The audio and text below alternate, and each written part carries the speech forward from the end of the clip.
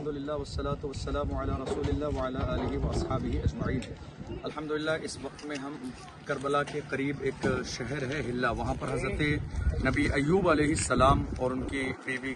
کا مزار شریف ہے۔ حضرت ایوب علیہ السلام کی بارگاہ گنبد شریف آپ کو نظر آ رہا ہے، اور گیٹ پر مقام نبی ایوب علیہ السلام لکھا ہوا بھی ہے۔ حضرت ایوب علیہ السلام کا قرآن پاک میں بھی الحمدللہ ذکر موجود ہے، اور حضرت ایوب علیہ السلام کی بیماری کے حوالے سے بھی قرآن عظیم میں بھی بڑا تفصیل سے ذکر کیا گیا ہے، اور یہ بھی ذکر کیا گیا ہے کہ ان کے پیروں کے رگڑنے کی وجہ سے اللہ نے پانی کے چشمے کو جاری فرمایا، جس کو پی کر اور غسل کے بعد آپ کو شفا ملی۔ تو الحمدللہ اس بارگاہ میں جب ہم لوگ سب اندر گئے تو وہاں بیر شفا بھی ہے اور ساری چیزیں موجود ہیں، ہم نے وہاں پانی پیا بھی ہے اور لیا بھی ہے، اور اس مقام پر ہماری حاضری یقیناً ہمارے لیے بڑی خوش قسمتی کا باعث ہے۔ الحمدللہ والصلاۃ والسلام علی رسول اللہ وعلی آلہ واصحابہ اجمعین۔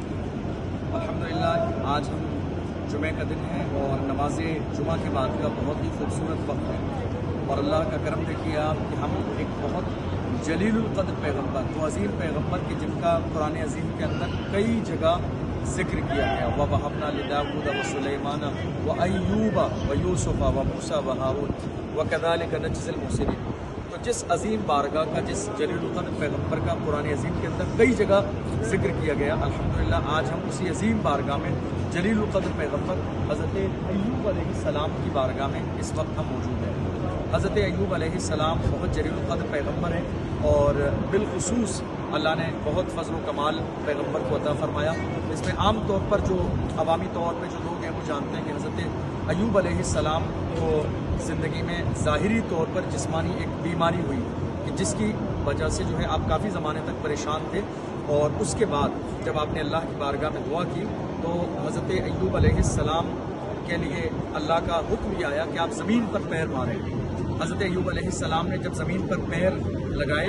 پانی کا ایک چشمہ جاری ہوا، اور جب پانی کا چشمہ جاری ہوا تو آپ سے فرمایا گیا کہ اس پانی کو آپ پئیں بھی، اور اس پانی کا آپ غسل بھی کریں اس پانی سے۔ تو حضرت ایوب علیہ السلام نے اس پانی کو پیا بھی اور اس پانی سے غسل بھی کیا۔ الحمدللہ والصلاۃ والسلام علی رسول اللہ وعلی آلہ واصحابہ اجمعین۔ الحمدللہ اس وقت ہم کربلا شریف کے قریب ایک شہر ہے، شہر ہلا، ہم وہاں پر حاضر ہیں جہاں پر حضرت ایوب علیہ السلام کا جو ہے مزار مبارک ہے۔ حضرت ایوب علیہ السلام کے حوالے سے دنیا بھر کے تمام مسلمان جانتے ہیں کہ آپ کی زندگی میں آپ جو ہے آزمائش کا جب دور شروع ہوا تو آپ ایک بیماری میں مبتلا ہوئے، اور اس بیماری سے شفا کے لیے پروردگار عالم نے ایک زمانے کے بعد حکم عطا فرمایا کہ آپ زمین پر پیر ماریں۔ جب حضرت ایوب علیہ السلام نے زمین پر پیر مارا تو وہاں سے پانی کا چشمہ جاری ہوا، اور جب پانی کا چشمہ جاری ہوا تو آپ کو حکم دیا گیا کہ آپ اس پانی کو جو ہے نوش بھی فرمائیں، پئیں بھی، اور آپ اپنے جسم پر بھی لگائیں، غسل بھی کریں۔ حضرت ایوب علیہ السلام نے اس پانی کو پیا بھی اور غسل بھی کیا۔ تو اسی وقت اللہ نے حضرت ایوب علیہ السلام کو تمام جسمانی بیماریوں سے شفا عطا فرمائی۔